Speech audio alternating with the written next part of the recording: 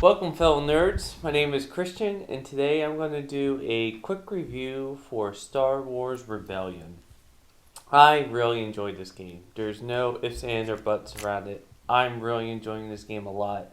It's the latest Fantasy Flight Star Wars game, originally with X-Wing, then Armada, which I particularly enjoy, and now Rebellion.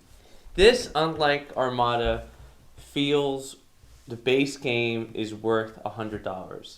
Can and will play this game for years, and there's no immediate need for an expansion. Armada was begging for expansion from the get-go, and I would imagine so was X-Wing. But with this game, it feels just right, it's perfect. And so let's just go over some of the things about it. It's it's a mix of what Galactic Conquest was in Star Wars Battlefront 2 and the campaign map in Star Wars Empire at War, but with a reasonable amount of planets that has a lot more planets that I would particularly imagine. You know, you have the big ones like Kashyyyk or Naboo or Geonosis or Coruscant, of course, and Yavin and Hoth and Endor. But there's also all these other planets that are either barely mentioned or just in the expanded universe, some of which that I, being the nerd that I am, can't fully pronounce or exactly sure what it is. So it is a good mix of planets. It gives it a nice large epic feel, but not completely bogged down that makes the planets completely meaningless. Each system consists of a planet and the space around it. So there's always enough space for each system to be able to go ahead and have your space units and your land units not all mixed together. And as I mentioned before, it is a asymmetric game. The Empire and Rebellion both have conflicting objectives, and they're not the same, and they have their own paths to victory, and it's not a fair fight. The Empire has a strong military advantage, but the rebels aren't trying to win militarily.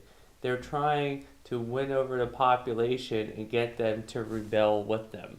While the Empire has one simple objective to find and destroy the rebel base. That is it. It doesn't matter how many trillions of people hate you or how many planets you had to destroy to get there. If the rebel base is destroyed, that's it. That's the game. But the longer that takes you and the more that the rebels can build their support and inflict embarrassments on you by destroying your symbols of power, like if they destroy a superstar destroyer, they're probably going to be able to use that in their propaganda against you. Or better yet, if they destroy your Death Star, suddenly that's two victory conditions that they've met and they bring it down. So that's actually how the game mechanic works. The game for the rebels start at slot 14 and the turn counter starts at 1. Every turn the turn counter goes up, and every time the rebellion meets an objective that they have in their hand, it moves down. And once the two meet, that's it. The game is over, and the rebels have won. So the Empire only has two options: to either find a rebel base, or there's a few things that they can do to embarrass the rebellion to make it tick back up. They can turn Luke Skywalker to the dark side, or they can freeze one of their leaders in carbonite. Both are demoralizing enough that it actually gives them another turn or two in order to find the rebel base. But for the most part, you're trying to find the rebel base. So I enjoy the mechanic of the heroes and villains being sent out on missions. Each villain and each hero has their own particular set of skills. For example, Boba Fett is a very good spec ops military kind of person, and he's also pretty good at infiltrating, but he's not so much of a political leader, unlike the Emperor, which it can also be sneaky. He is too, but he is also a political powerhouse, and he can get people to follow him out of fear and maybe promises and seduction of power.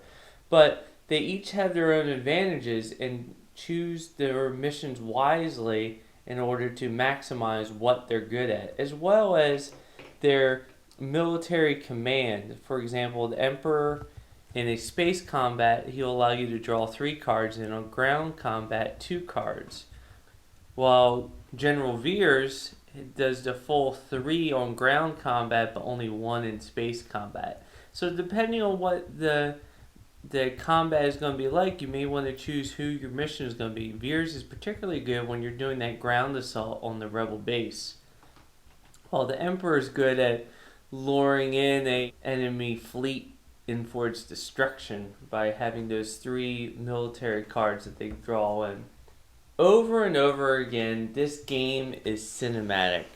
There are so many times where I have Boba Fett or Vader capture someone, maybe Leia, and then I have Luke and Han Solo come in to rescue them, or having a rebel fighter destroy an approaching Death Star right before it reaches the rebel base, or amassing a fleet and going after a Star Destroyer or a Death Star while still in construction. Or it could replicate rather than replicating things that happened it can show a alternate path.